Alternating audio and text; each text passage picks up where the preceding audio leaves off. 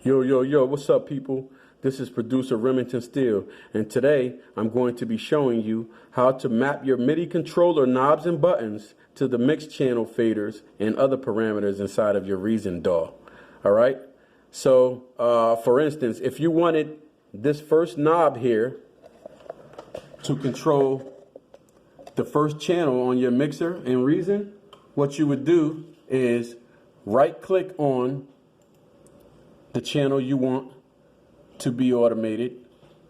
All right. You would hit Edit Remote Override Mapping.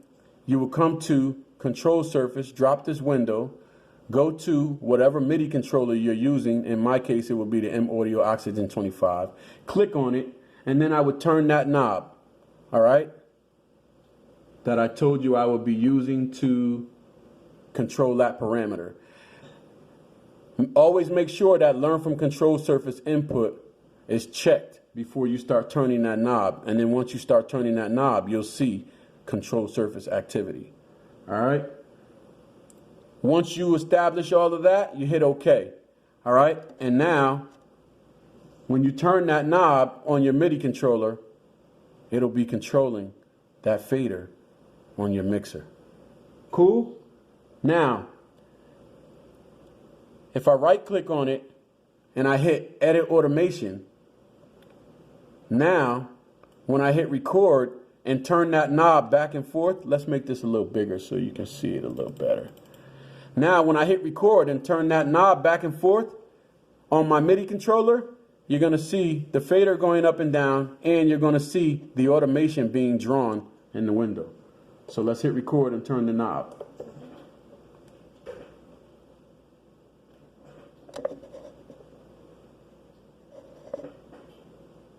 All right, up and down, up and down, up and down, up and down. And you can see this going up and down. All right, so we're going to hit stop, and then we're going to hit play, and you'll see that that mixer or that mix channel is moving up and down. So it's following the automation. All right, same thing if you wanted to, let's say, for instance, this pad here on my MIDI controller. If I wanted to set that pad to control this mute parameter on the mix channel, I would right click on the mute button on the mixer. I will go to Edit Remote Override Mapping, back to M Audio Oxygen 25. You drop the window and you go there. Make sure that Learn from Control Surface Input is checked, and then you hit that pad.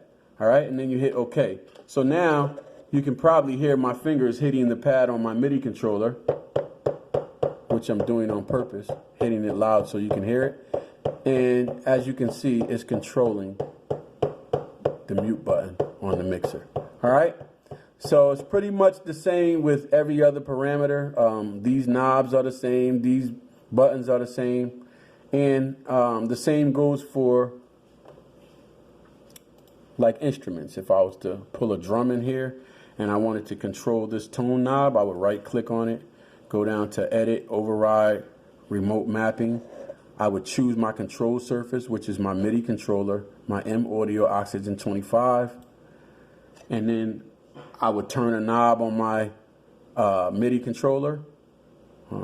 Make sure that this is checked, as I said before, Learn from Control Surface Input, and then I would hit OK. And now when I turn that knob on my MIDI controller, you can see the tone knob being turned on the redrum machine. All right, so there you have it. I hope someone learned something from this. Peace and blessings. One love. Remington Steele.